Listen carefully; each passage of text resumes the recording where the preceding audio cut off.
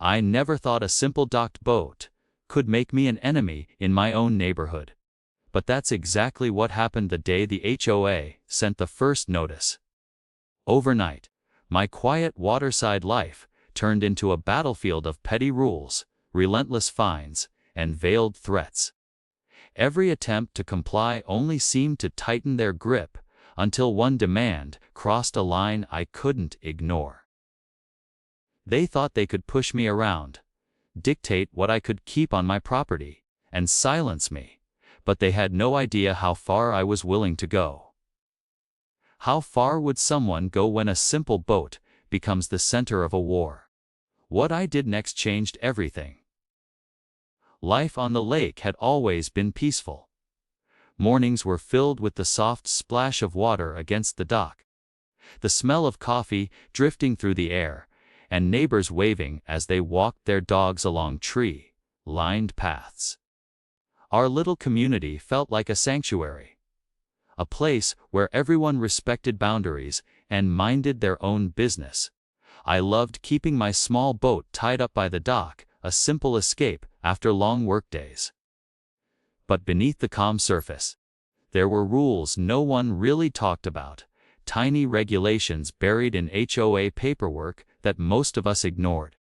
I never imagined those hidden clauses could become a weapon, turning friendly neighbors into watchful eyes and transforming our idyllic haven into a minefield of petty disputes.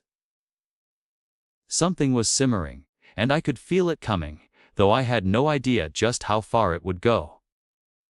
The first notice was only the beginning. At first, it was a polite letter tucked under my door, claiming my boat violated some obscure HOA regulation I had never even read. I laughed it off, thinking it was a simple mistake, but the letters kept coming, each more threatening than the last. Fines piling up, vague legal warnings, and hints of community scrutiny. Soon, I noticed the subtle hostility from neighbors who had once been friendly, their smiles replaced with thinly veiled judgment as if they were waiting for me to slip up. Every attempt to comply, moving the boat slightly, filling out forms, even asking for clarification, was met with new demands, contradictory rules, and snide remarks from the HOA board. Meetings that were supposed to be routine quickly turned into interrogations, the air thick with tension and passive-aggressive intimidation. Flyers appeared mysteriously in the community, warning about rule breakers. Without naming names, yet everyone knew who they meant. I felt trapped, the calm life I once loved now shadowed by constant anxiety and the creeping sense that they could escalate things at any moment. One morning, I found a notice slapped onto my boat itself, declaring an immediate threat of towing, and that's when the simmering anger inside me began to take shape. I started digging, reading every rule, every easement, every clause I could find, realizing there were loopholes that might just give me leverage. But each discovery came with a sense of urgency, as if the HOA was always one step ahead, ready to pounce at the slightest misstep. Tension built day by day, call by call, letter by letter, until the neighborhood felt like a pressure cooker. Every glance from a neighbor, every note from the board, every rule cited became another spark threatening to ignite a full-blown confrontation.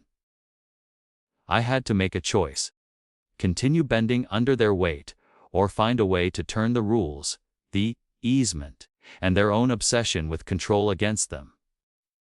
But could I really outmaneuver a system designed to enforce obedience? Or was I stepping into a fight that could consume everything I cherished about my home? The moment of reckoning arrived on a bright Saturday morning when the HOA board announced an emergency meeting at the marina, claiming urgent action was needed over violations that threatened the entire community. I walked in knowing this was their attempt to intimidate me. But I had spent weeks preparing, poring over easements, covenants, and legal precedents, piecing together a counter move they could never have anticipated. As the board rattled off fines, threats, and the usual condescending warnings, I remained calm, letting their anger fill the room while I methodically revealed the one clause that changed everything. The very easement they claimed gave them authority over the waterfront also granted me rights they had overlooked. Eyes widened as I explained how I could legally fence off portions of the marina and enforce my own access rules. Gasps rippled through the room. Some board members muttered under their breath, others froze, realizing their attempts at control had just been turned against them. Neighbors who had watched the saga unfold whispered anxiously, unsure whether to cheer or fear the fallout.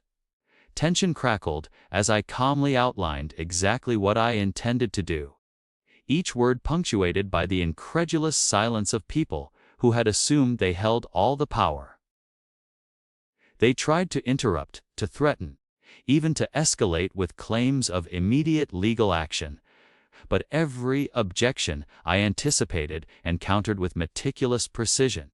By the time I finished, the room had shifted. The aggressive certainty of the board was replaced by disbelief, frustration, and the uneasy awareness that I now had the upper hand. I left the meeting knowing the tides had turned, that the same rules used to oppress me now gave me leverage to reclaim control. But the magnitude of what I had unleashed was only beginning to sink in. Because this wasn't just about a boat anymore. It was about sending a message no one would forget. The aftermath of the confrontation unfolded slowly, almost surreal in its intensity. For the first time in months, the oppressive weight of the HOA's authority lifted, replaced by a tense, uncertain quiet that hung over the marina like the calm after a storm. I began the careful process of asserting the rights I had uncovered, marking boundaries and erecting fences that clearly delineated my legal control over the waterfront, each step deliberate and unassailable.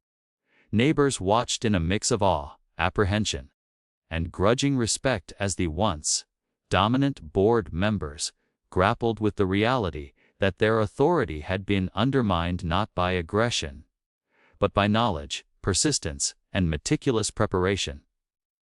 Letters and threats slowed, then stopped entirely. The board's confidence visibly eroded, and meetings that had once been dominated by intimidation became perfunctory exercises in formality. The marina, once a battlefield of petty rules and secret memos, transformed into a space where my rights were acknowledged, my presence no longer questioned, and my boat finally secured without fear of arbitrary removal. Yet the victory was more than physical, it was psychological. I had reclaimed not just my property, but my sense of autonomy, demonstrating that even against entrenched, seemingly unassailable authority, persistence and understanding of the law could level the playing field. Over the weeks that followed, the community's dynamics shifted subtly but irrevocably.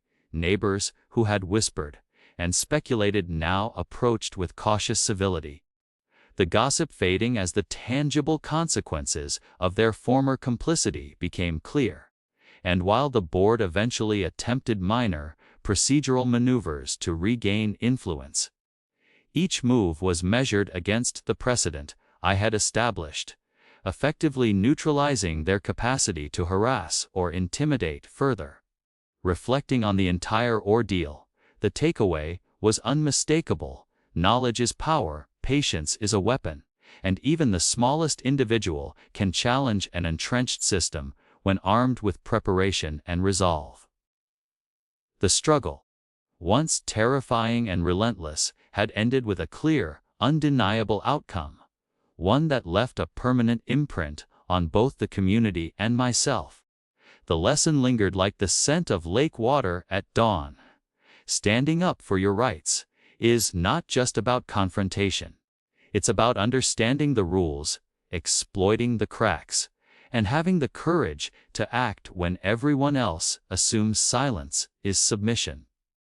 And as I looked out across the marina, boat peacefully moored and boundaries firmly respected, one question echoed in my mind. How many other battles are quietly raging behind closed doors, waiting for someone brave enough to turn the tables?